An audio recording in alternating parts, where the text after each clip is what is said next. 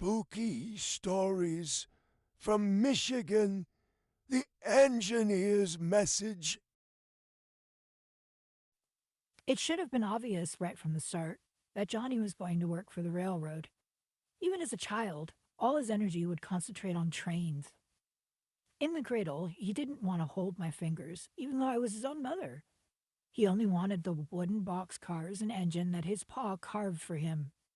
As a toddler, his favorite game was Choo Choo Train. And by the time he turned 5, Johnny knew every engine on the local line. Johnny's vocabulary boomed with all sorts of colorful phrases during his school years.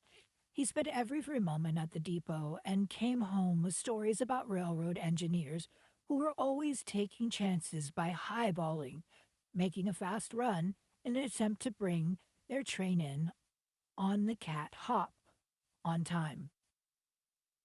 About firemen who batted the stick off of her, worked an engine at full stroke.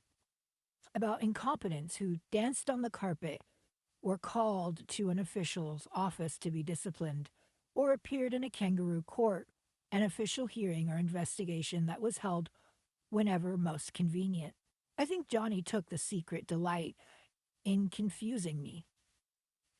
His brown eyes would dance with laughter whenever he started using railroad lingo.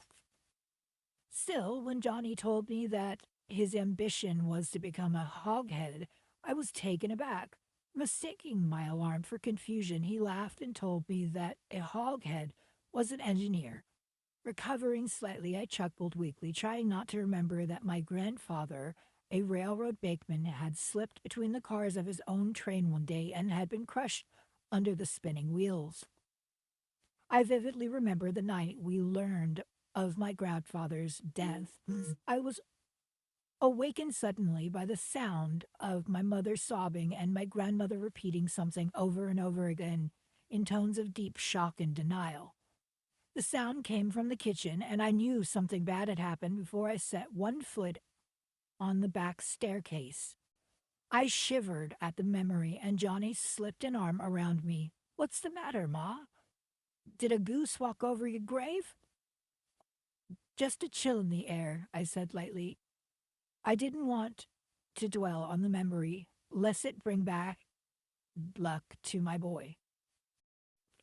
Johnny got his first job as a cub operator on the Michigan Central Railroad straight out of school, and right from the start he excelled. He was happy to be working on the steam trains.